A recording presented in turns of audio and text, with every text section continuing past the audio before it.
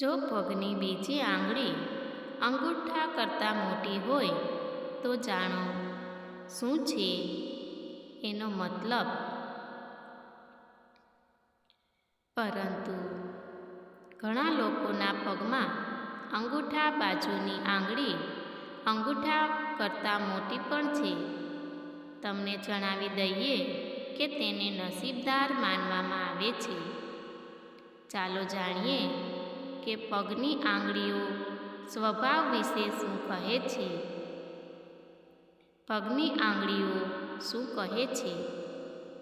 તમારા સ્વભાવ વિશે સામુદ્રિક શાસ્ત્ર મુજબ અંગૂઠા અથવા આંગળીઓના આકાર જોઈને પણ વ્યક્તિના જીવન વિશે ઘણું નક્કી કરી શકાય છે.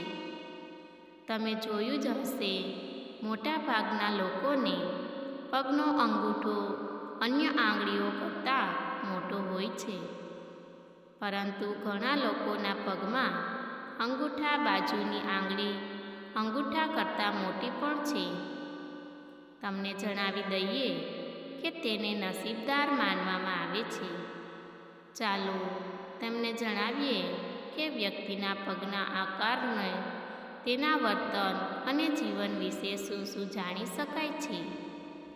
જે લોકોની અંગૂઠાના બાજુની આંગળી અંગૂઠાથી લાંબી હોય છે તેઓ ઉર્જાવાન હોય છે. આ લોકો જો કોઈ કામ હાથમાં લે તો તેને પૂરું કરીને જ જંપે છે. ઉર્જાની વાત કરીએ તો તેમનામાં ગજબની ઉર્જા હોય છે.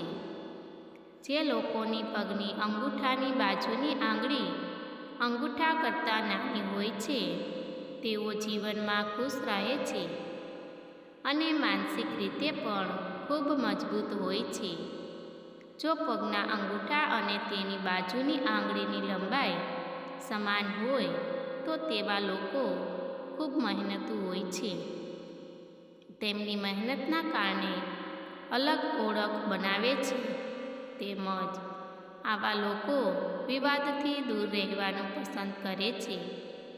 જો કોઈના પગની અંગૂઠોથી ઉતરતા ક્રમમાં બધી આંગળીઓ હોય તો આવા લોકો બીજાઓ ઉપર વર્ચસ્વ ધરાવતા હોય છે. તેઓ ઈચ્છે છે કે અન્ય લોકો તેનું જ કહેવું કરે.